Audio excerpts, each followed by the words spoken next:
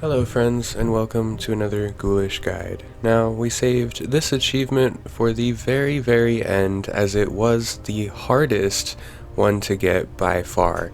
Now, you'll see this video is quite long, right around 16 minutes. This is because I'm posting the full run after the trash clear. Now, what you must do to get this achievement, or at least to make it exponentially easier on yourself, is clear all the trash inside the dungeon before fighting any of the bosses at all. Clear all of the trash, go down each wing, clear the inner circle, clear it all. Then what you want to do is you want to go to Hakar, as he is the one who's going to give you the buff.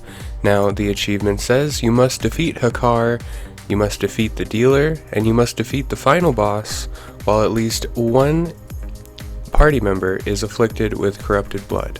And you must defeat the mana storms as well. So all bosses with afflicted blood, and that is the debuff that you see go out here. It will be cast on everyone during Hakar. What you must make sure you do is have two people stacking at all times. And this is why I'm showing the long version of it. I'm not cutting out different wings, is I want you guys to be able to see the path we take and see those two stacked up. Now, having a druid in your party makes everything a lot easier, because between wings you can have person B jump on the druid's back. So if you have druid +1 getting the debuff, as you see here, once we get out of the wing and we're in the transitions between wings, person B will just jump on the back of the druid in travel form, and that makes it extremely easy to get between wings. So this took a lot of practice and a lot of little tweaks here and there, but we did finally do it. Now, we do end up using two healers for the Mana Storm bosses and the final boss. We have two healers for that. We have a Holy Pally and myself going as a Holy Priest. So we did that for the Mana Storm bosses, and the final bosses for Hakar and the dealer, I was Shadow. So we had the normal 3 DPS, 1 tank, 1 healer, and then on dealer we did Bloodlust. We found that dealer was the one that was most likely to wipe our group with the bombs. So that is the one that we Bloodlusted on, and we just burned her as fast as possible. So I'm going to roll the video here and you guys can watch as we go.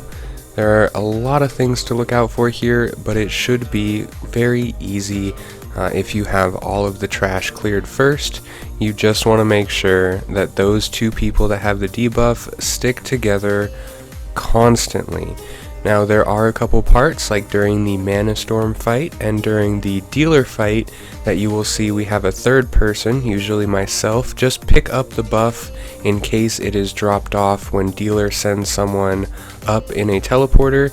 If the person with the bomb happens to also be the person with the debuff, then you have to have a third person come in, stack for the debuff, while the initial debuff person runs into a teleporter, and of course makes sure they don't wipe the entire group with a bomb. Same thing with the Mana Storms. You have to make sure that those lasers are placed correctly. You have to make sure that you have your big healer cooldowns when they do their large AoE. So there are a lot of things to look out for, and a lot of kinks to work out. Now, we actually had to reset this dungeon 5 times before we were able to get it, each run being about 40 minutes long, as this video is 16 minutes and there was about 20 minutes of just killing trash before we could then go back and actually kill the bosses with the debuff. Again, I can't say this enough, make sure that you kill all of the trash in between you and each of the bosses in each of the wings. Another thing to note on the dealer fight, once you kill the dealer, make sure you do not, and I repeat, do not have the people with the debuff click the green orb to teleport you back up to the ramp. You will lose the debuff, you will have to start over, you will lose all of your time invested. Make sure you watch what we do when we kill the dealer. There is a side ramp that you can actually mount and run up, thus avoiding having to use that orb to get back up.